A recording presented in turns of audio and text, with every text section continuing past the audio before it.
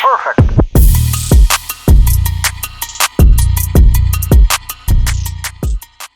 Alright, so C-notch is all done.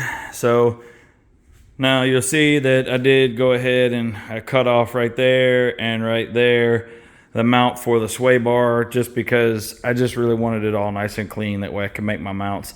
I haven't 100% decided how I'm going to do my mounts just yet, so we're going to stick this axle back underneath this truck and lower the truck back down to what ride height will be, see kind of where the axle sits and the C-notch and everything.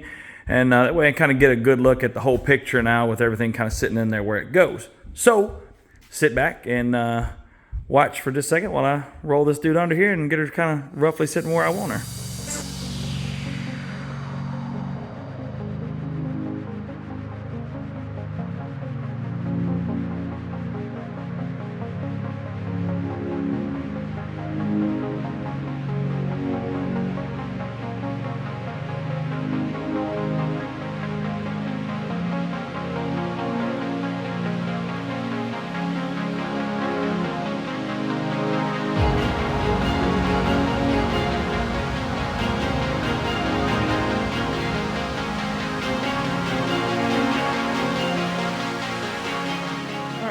So that should be about ride height right there. Now granted, I got to measure the center line of the axle because it should be lower than, I don't remember. It's been a while since I made that little go-kart. I'll have to go back and watch the video or just take some measurements to see. I do believe that's ride height though, or maybe like an inch below ride height. I don't know, hell, I'll have to measure it. So anyhow, you saw me take a couple quick measurements. Basically, I found the dead center of my C-notch right there on the top, kind of a rough dead center anyway. And I measured out half the width of this plank right here, and I made a mark so I could kind of put a mark on that.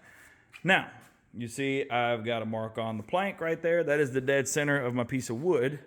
Now I've also, I don't know if you can see it right there, that is the dead center of the axle. So my next move from here is I'm going to cut me like a little piece of string, and I got a plumb bob, and I'm going to hang it off the dead center of that, and I'll go ahead and I'll measure and make sure I've got that guy perfectly centered up in between the rails right there, and then we'll slide that axle in there a little bit more, get it centered, and I'll just do that off camera, and I'll go ahead and take the measurements and figure out what in the world I had going on with where the cart is. If I remember correctly, it should be about the center of where it would be if the tires were on it, but I don't remember. I'm gonna have to go back and look. So I'll kind of get that set up off camera so that when we come back, I can show you that it is centered, and then we can start talking about where we're gonna put some 4-link mounts and things like that. So see you real soon. Oh, buddy. All right, so I went back and I looked at my measurements and some of the notes that I took. I didn't even watch the video that I made for this when I made this little go-kart. So, where I set this dude up, the axle right now is sitting on this side. And I say on this side because of my ridiculous concrete in here that's got high and low spots. But on this side right now, the axle is sitting exactly where it would be if the wheel was on it. So the thought is that when it's sitting on the go-kart, it's the exact same as if the wheels and tires were on it. That way I can get an actual location for where the drive shaft is going to be when I'm at ride height. So you see I kind of got my drive shaft stuck back in place right now.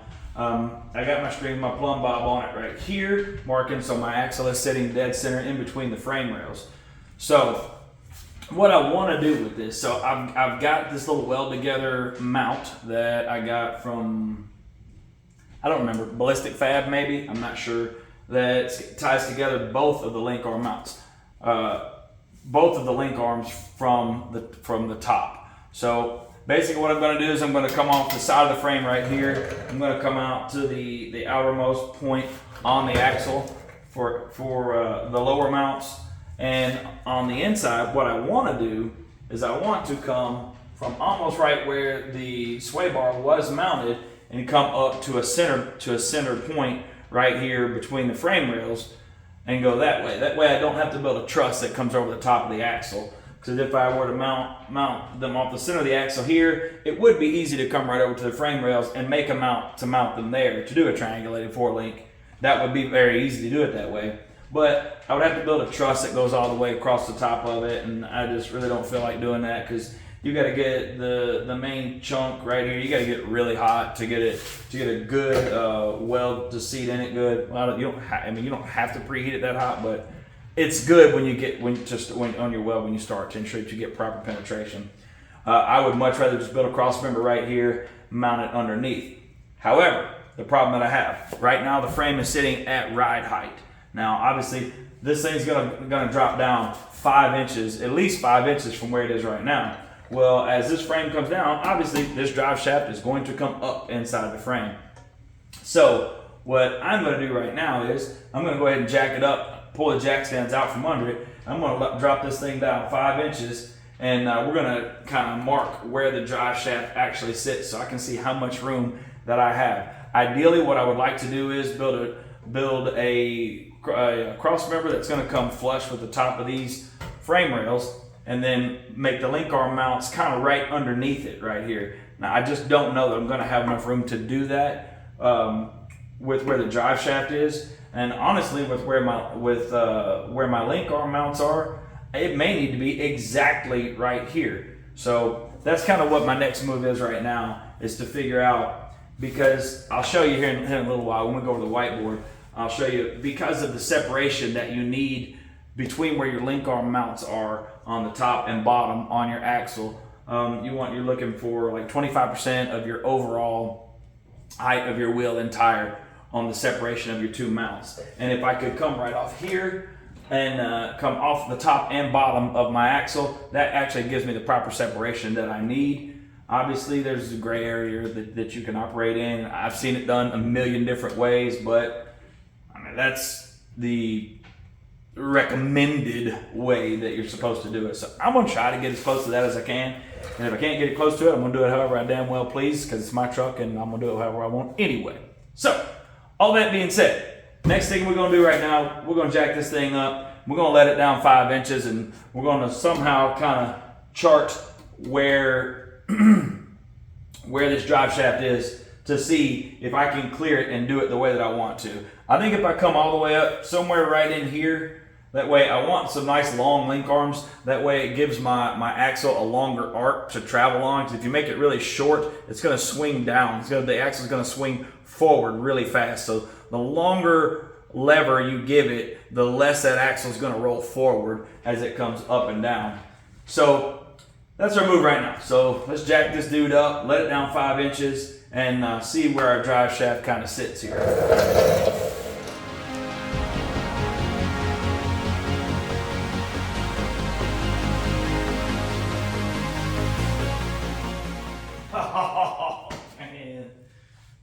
Oh man, gotta be kidding me. So, my little skateboard here is about 1 inch too long, and it is hitting on my skid plate for my fuel tank. I did not see that coming. Not entirely sure what I'm gonna do about that, because I can't move the axle forward because of the drive shaft, and the whole point is to figure out where the drive shaft is going to be, and we didn't even come anywhere near where I need to get. So I think what I'm going to do is I'm going to jack it back up. I'll pop the drive shaft back out of it, and I'll move the axle forward just enough so that this damn thing will clear it, which seems kind of stupid. Let it down where it needs to be, then I can bring the drive shaft in from the side and kind of clamp it in place. It'll still give me an idea of how high it's going to be in the frame. That way I can kind of figure out what I want to do there. So I guess that's what I'm going to do then. So next step right now is get that drive shaft out of there.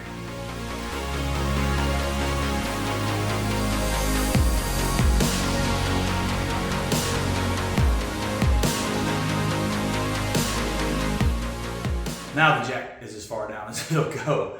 But I can see what I need to see though. I'm about a 1/2 inch from what I think is gonna be full bump. So that'll give me a good enough idea, because a 1/2 inch more on the axle is not gonna be that much more.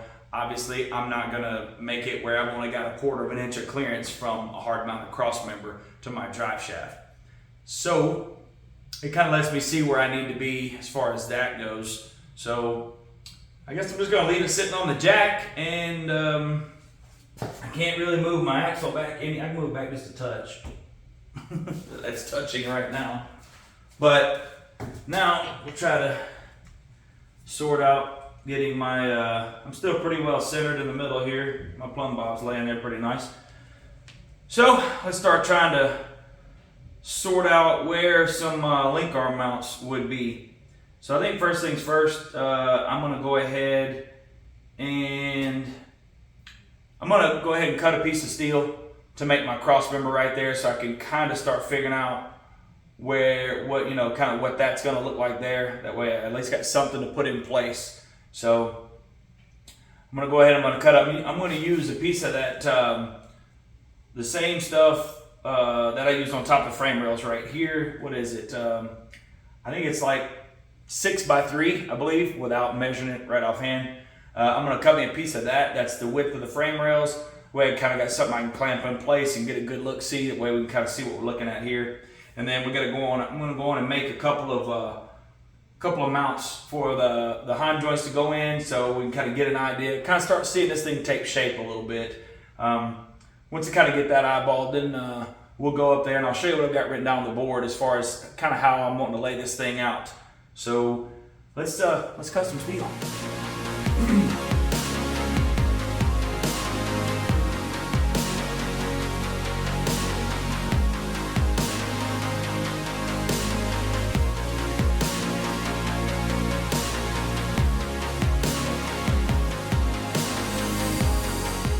As far as this Evolution cold saw goes, I'm here to tell you, if you do a lot of metal work, I wanted one for a long time and didn't buy it, and I went through. I had a really crappy chop saw that I hated, and so I just decided I was gonna finally bite the bullet and get me a good cold saw. And I'm gonna tell you what, this thing is nice. It's so nice not to have all the dust and everything that kicks up and the damn sparks and stuff flying everywhere.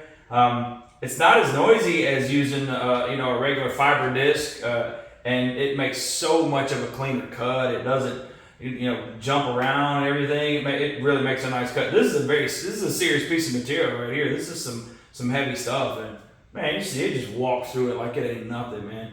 A lot of doing good metal work is having good tools to make your life a lot easier. And I get it. It's hard sometimes to spend the money on stuff like this. You can go get a chop saw at TSC for, I don't know, $89. Well, you usually get one for $69, $89. I don't know what the hell it costs right now, but $69, $89 versus this thing at like $400. But it's just, I will say, it's worth the expense. Now, you see this has got like surface rust all over it, and I think this is sheetrock mud that's dripped on it too. So I'm gonna go ahead off camera. I'm gonna take this outside and throw it on some sawhorses, and I'll just take like a flat disc and run over it, clean it all up, get all this old surface rust and crap off of it, because obviously I don't want that crap on my truck. So, and it doesn't well worth a damn anyway. So go ahead and get it all cleaned up, and then we'll come back ready to kind of sit this thing on the truck, try to kind of start clamping some pieces in place and get a good idea for what we're looking at here.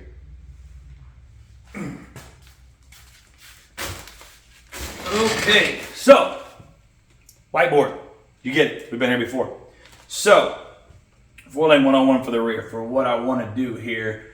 I figured out that what I want to do, like I said, I want to put where the links are close together, the narrow part of my triangle toward the front of the truck. So we're going to build a cross member here. I want to come back onto the axle pretty much where that sway bar used to be. So what we're looking for right here on these top bars is minimum of a 20-degree angle on those bars. That way, it really gives you a good angle there, so that axle can't deflect. Not that we're not building a rock bouncer, so it ain't like it's getting a whole lot of force pushing against it from the side, but we want it to be as good and stable as possible. I'm going to go ahead, I'm going to build a mount that comes off the side of the frame and goes out as far as possible on the bottom of the rear axle there. So that will also give us just a little bit more of triangulation there to keep that thing from wanting to walk side to side. Now, in doing that, we get away from having to run a panhard bar like we did on the front axle with the parallel 4-link. Now, for where we're going to mount our bars on our rear axle right here, so what you want to do is you want to take your overall wheel and tire size, you want to multiply that times 25%, and that's going to tell you how far apart you want your two mounting points on the top and bottom of your axle. For me, we are looking at 32.5 inches of tire size times 25%. It gives me about 8 1/8. This is going to be how far apart I want those. Now, that's roughly with the size of this axle, which is 4 inches. We can come up just about 2 inches off of the top and the bottom, which will give me just enough room to mount these big ass heim joints that I got, which will work out really good. So what I want after I get those made and kind of set in place roughly where I want, for my upper link arm at ride height, I want that upper link arm to be as flat as possible. Now you see I've got this drawn right here where they're at different lengths. I'm actually going to make them the same length. That way, as my axle articulates, it always it will keep my pumpkin turned the way I want. So at ride height, we'll raise the truck back up to ride height. Then, golly, my mind went blank on me. I'm going to make my upper link as flat as possible. Then I will adjust where, because I'm making this mount point on the frame up here for the front of the lower link. I'll adjust it however I need to make it as flat as I possibly can. Maximum that you'd really want that thing as an up angle, about 10 degrees. Obviously, flatter is better. So I'm going to try to make mine as flat as possible. That way, hopefully it should help it with riding, with the overall ride of the truck and the amount of stress that the links and everything get put on them as we go. So, all that being said, this is kind of a rough drawing of kind of what I was thinking I wanted to do with my front cross member. I don't know that any of that's going to work, because actually now that I've lowered the truck all the way down to make sure that I had enough so I could kind of chart where my drive shaft is for clearance there. So in doing that, I don't know that this is going to work. Actually, I think I'm going to have to come up a lot higher. The drive shaft is going to come a lot higher up inside the frame than I had realized that it was. But that's still not a big deal. We're making it from scratch, so we'll make it however we need to make it. So we're going to get started right now with, I'm going to go ahead and I'm going to make the mounts. I'm going to kind of rough in some mounts so I can sit on the axle. That way I can kind of get an idea for exactly where above the axle my heim joint is going to sit. That way I can, set that bar up as flat as possible so I know exactly where I want to put my cross member, exactly how I want to do my mounts for the front half of that. The outside, this lower link, that's an easy one. I don't really have anything I got to work around there. So these top ones, getting those right and getting them where I want, that's going to take us a minute to kind of sort out, a lot of little test fitting and things like that, but no big deal. That's just part of custom fabricating, things like that. So let's jump over here to the table, get going, starting to make these, rough in these mounts for the heim joints. All right. Recognize this stuff again, more of that material that I had left over from the house. It's just really fortunate for me that this stuff is really heavy. It's, like I said, it's 250 wall material. And it's a little rusty, no big deal, I'll clean that crap off. But what I can do here, my heim joint, look at that bad boy right there. Beefy. So, unfortunately for me, it is just a bit too narrow for me to be able to just perfectly slide it in there. And I don't really want to just grind down these misalignment spacers. I have thought about it because they're not that far off. I could take a little off each side and it would make it a little bit easier. It's probably going to take, I'm going to say 1/8 of an inch is what it would take to get that off of there, which not the end of the world. I'm still mulling it over, to be completely honest with you, because it would probably take less time to just grind off this little bit off of this misalignment spacer than it would to cut, slice this, and kind of reshape it to where I want. So, I don't know. I'm gonna stare at it for a minute and we'll be right back. So, after giving it a little bit of thought, I've decided that I'm actually not going to use that piece of material that I had. I'm going to go with this 3/8 that I have because A, I have it, and B, I like the idea of having just a little bit more meat around those bolts, just in the event of tear out. I mean, really, the chances of it tearing out 1/4 inch are really, really slim, but I have the 3/8, so why not use it anyway? So basically what I'm going to do is I'm going to kind of make, we'll just call it a tombstone, essentially. So I think I'm going to come 3 inches down, should be right there. And obviously I'm just going to cut all this out with my plasma cutter. That does not look like 3 inches. Alright, so 3 down, 2.5 across. Is that 3? That can't be 3. Boy, that doesn't look like it, but it is. Man.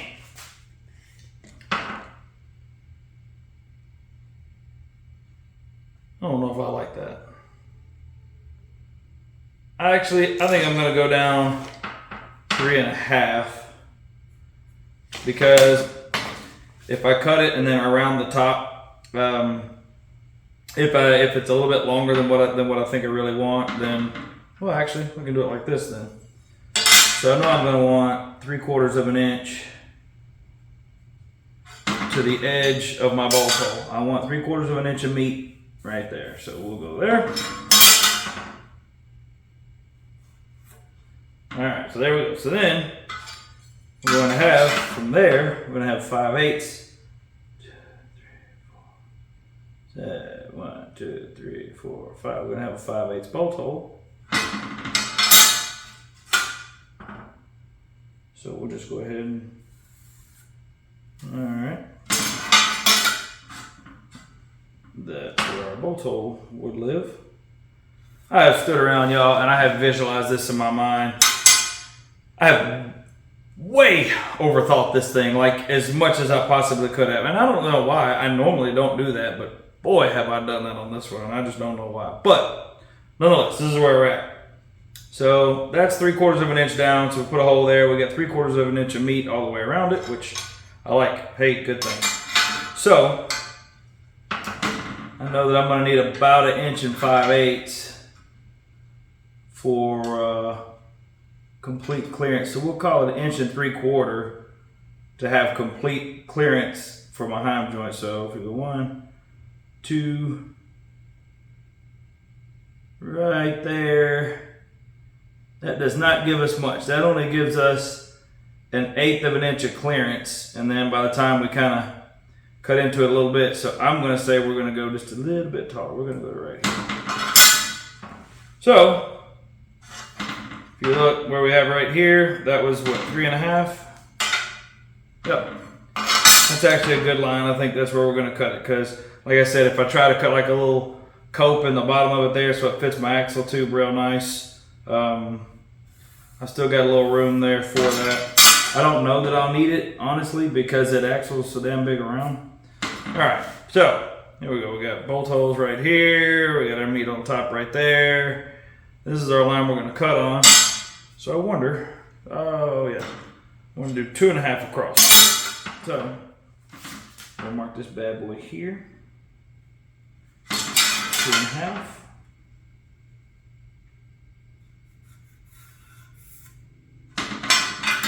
Then we'll go ahead and run over here, do the same.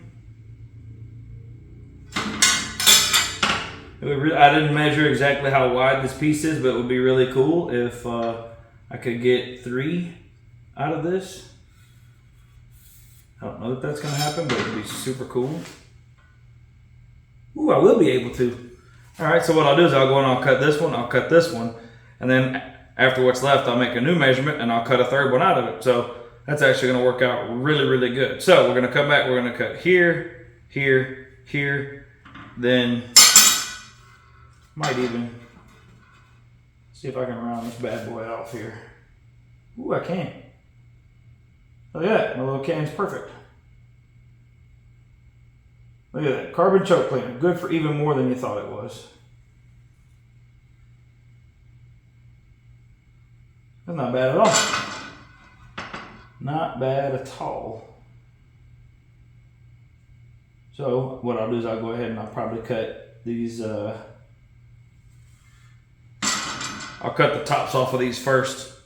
That way I can, and then just come back to it and lay the fire axe to it. So, let me get my plasma cutter, get it hooked up, and then we'll come back and cut this.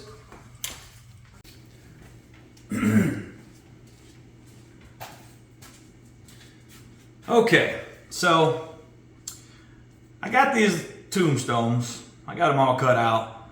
Now you see, I went ahead and I kind of knocked the slag off of them, and I went around and I tacked them together. I matched them up the best I could and tacked them together. That way I can kind of grind them off together and drill a hole with them together. That way everything will line up. Now, I did an absolutely horrible job of cutting these out. I guess I need to put a new tip and electrode in my plasma cutter because I think my cut got a little crooked or something. I don't know. I was having a bad plasma cutter day, I guess. I don't know. They don't look great. I did go ahead and cut out like 12 of them, I think. I cut out 12 because I was thinking that I was going to need 16. And then once I got going with them, I realized, well, maybe I might do something else with some of them. So I stopped at 12 because I didn't want to waste any more material if I don't use them all. But then I got to looking at them, and I made them at 2.5 inches wide, I guess, from looking from this. And I'm looking at them the way they sit against this heim joint. And my plan was I would have them stuck up there, the heim joint would bolt in, and then I would be able to kind of enclose the back side of it once I welded it in, just to give it some more added strength. And then the thing about it is, once I put it in there and I kind of center it up, I don't know. I think this part of the heim joint might stick out a little bit too much for me to be able to close up the back side. I'm not 100% sure right now. I'm just kind of eyeballing it. Honestly, I'm a little disgusted with myself for how terrible of a job I did cutting these out, because I am going to have to grind my ass off to get these things shaped back right, just to kind of get them where I want, which they don't have to be perfect, but I can't just have them looking absolutely horrible. So I'm not going to bother to film me grinding these things off, because that would be super boring and not very entertaining. And we've all had to run a grinder before. Generally, I try to get my stuff a little bit closer than that, but this is just how it worked out this time. So it is what it is. So what I'm going to do right now, I'm going to go ahead and I'm probably going to start with at least 4 of these. I'm going to go on and get them all ground off, and I'm going to go on and I'm going to mark my hole dead in the center right here. I'm going to drill my 5/8 hole in it. That way we can at least kind of sit the top ones on the axle and start getting an idea for where we're at, kind of laying it all out, because I want to kind of locate exactly where I want to put my mounts on the cross member and what I want to do for a cross member. I've got a good idea, but there again, like I said, I got to kind of get it worked out where I can have these as flat as possible at ride height. So, gonna get over here, gonna do some mind-numbingly boring grinding and drill some holes, and then we will come back.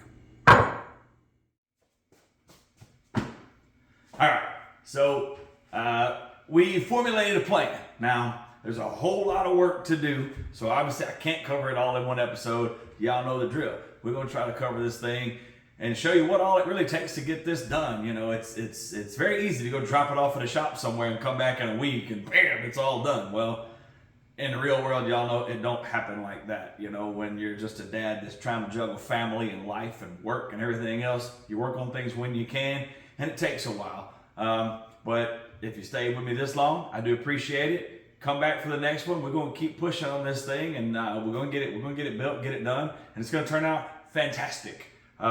So I hope you enjoyed this. If you did, go ahead and click that subscribe. That way you can follow along and see how this thing finishes up. We're building a bitchin' truck, y'all, and I think everybody will really like it in the end. At this point in time, the videos, I keep a stockpile. So the truck is much farther along than what it is in this particular video. I can tell you, it does come out rather nice. So thank you for watching. Hope you come back for the next one. We'll see you then.